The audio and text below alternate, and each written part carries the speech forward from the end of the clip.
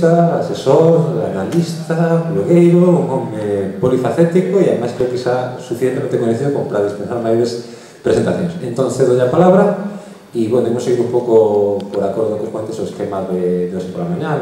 Aos 10 minutos o aviso e xa vamos para a parte final das intervencións cada un dos ponentes. Vale? Grazas.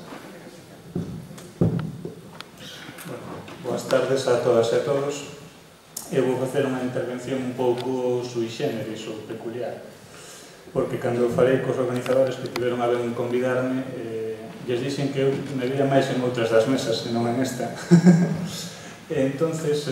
estes días planteábame como facer cadrar o que eu quería dicir en unha mesa como esta, ¿no? Sobre participación cidadá ou individual, por aí vou a tirar un pouco. Entonces cheguei á conclusión de que como eu son unha persona que manexe así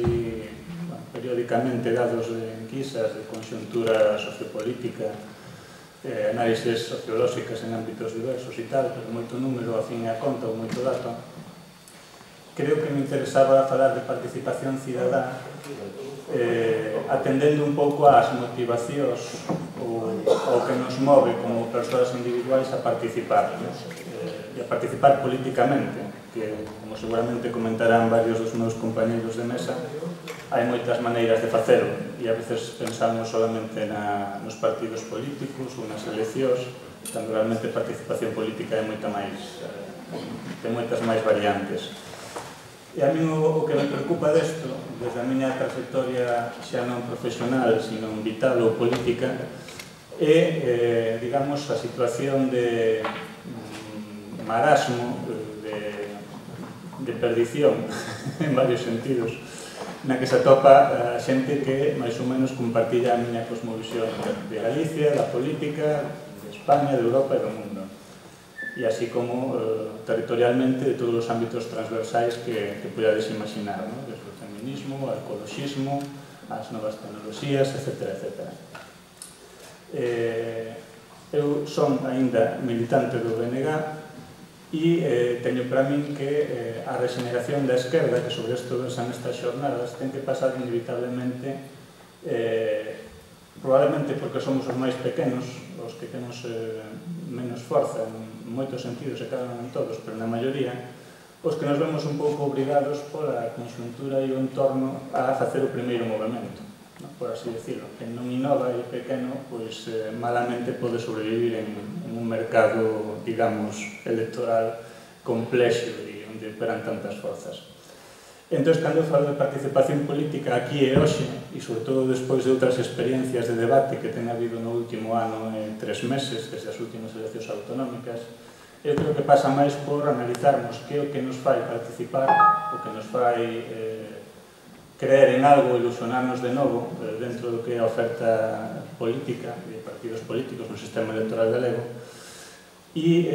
pasa máis por dar solucións que andar dándolle moitas voltas de agulla ou mallar a perdiz, non? É dicir, debate eu creo que é sempre bo, pero eu creo que xa pecamos por exceso de debate, como cidadán, falo xa non como militante dunha organización política, e que hai que empezar a dar pasos á fronte. Ou pasos por diante da fronte, según se entende. Deso venho a falar rapidamente, ademais, porque o que me interesa é simplemente dar a miña visión resolutiva, e se queredes despois a razón un pouco máis, se alguén ten interese nas preguntas, que andar analizando ou esmiuzando todos os factores que creo que incidan. Voume retrotraer para ello, porque efectivamente falar de futuro é difícil sin falar de pasado, pero avanzo-vos que eu creo que hai que facer un replantexamento da oferta electoral en Galicia para poder dar un paso á frente. Se non, se aveciña realmente un período bastante longo, non sei canto, pero mínimo de 8 anos de goberno da dereita en múltiples instancias territoriais. Xa está na Xunta, eu creo que no Estado tamén está maduriña a cousa, a pesar do que opinan analistas bastante máis serios e rigurosos que a min, e a nivel local estamos a 9 meses de saber o que vai a pasar, pero desde logo non vai a ser demasiado bo polo que todo testemunha, ou que apuntan os feitos. E eu creo que fai falta, efectivamente, variar a oferta electoral que existe. O que significa que se o bloque non se move, pois terán que xurdir outros cambios. O bloque terá que resignarse a unha posición marginal dentro do que sería un hipotético tándem con a outra forza que ten representación parlamentaria neste país, que é o Partido Socialista, ou que aparezan novas forzas. Non sei se escisións ou a partir de novas iniciativas que algúns ainda non acreditamos hoxe, eu devo ir un pouco máis vello xa que novo, que teñan cabida e que empezan a facerse cabida, como ese experimento tan curioso e interesante de Converxencia 21 que creo que todos coñeceredes, non? Me comentaban hoxe a un xantar, non sei se é certo ou non, pero parece que sí, que Xoán Gato, o exalcalde Narón, vai se presentar por esta candidatura, digamos, liberal galeguista en Ferrol. Pero, bueno, hai movimentos que están dando outros e que a organización pequena e innovadora que teria que darlos non dá. Adianto outra das conclusións da miña tese e é que o BNG xa non serve como instrumento, como ferramenta, como se comentaba aquí pola mañá, para, digamos, liderar unha certa regeneración da esquerda en Galicia. Isto non sei se dixo alguén, pero creo que é necesario que alguén o diga, mesmo sin estar eu plenamente convencido desto que digo, porque tamén teño o meu corazonciño dentro da miña militancia de 13 anos na organización. E tamén teño ese sentidiño que a veces ven de que, bueno, vamos a traballar co que hai, que é mellor isto que empezar de cero outra vez, que afrontar un camiño, unha travesía polo deserto. E, bueno, supoño que aquí, polo que teño analizado, algúns datos e alguna visión máis persoal, creo que hai unha división clara dentro do que é a militancia ou as persoas máis implicadas na vida organizativa e política do nacionalismo a respecto disto. Eu creo que este debate de si dentro ou fora cada vez vai a coller máis forza daqui hasta que se celebre a próxima Asamblea Nacional do BNG e é imparable. É dicir, inda que ahora mismo, digamos, a correlación de forzas se mida entre nomes ou etiquetas de correntes diversas, eu creo que o debate de fondo é este, este instrumento serve, pode servir, se pode reformar ou non serve. E a miña experiencia, xa non como profesional e xa non como militante, sino tamén polo sitio onde son, da comarca de Ferrolterra, que foi a primeira en contemplar o ascenso e a caída do nacionalismo a nivel de presencia institucional, faime pensar en que non hai, como dixen, remedio desde dentro. O que implica, efectivamente, que alguna da xente máis implicada neste país coa participación cidadá, cos diversos modelos que seguramente se van a acabar de expoñer nesta mesa, toma a iniciativa de ver de facer algo. Eu estuve nesas e estuve esperando, pero é evidente que ata o día de hoxe, que eu saiba, ninguén deu un paso á fronte. E creo que vai sendo hora de que eso suceda. E probablemente un momento para que eso suceda se sean as eleccións municipais vindeiras. Porque, evidentemente, calquera alternativa, e desos tamén se fala nesta xornada e en outras que houve, ten que partir de abaixo arriba, non con alguén que apareza como un paraca ou con unha operación perfectamente planificada nesa camilla de non sei onde, sino que eu creo que, efectivamente, moita da xente que máis implicación social ten neste país xa non é votante do BNG, e iso é así, contemplamos, os coñecemos, algúns deles, outros si foron, e a mellor ainda son votantes do BNG, pero xa deste partido que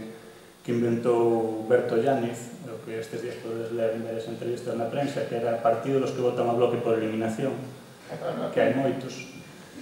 E logo hai outros que votarán porque, efectivamente, e esta é unha conclusión persoal miña, teñen un compromiso vital ou xeracional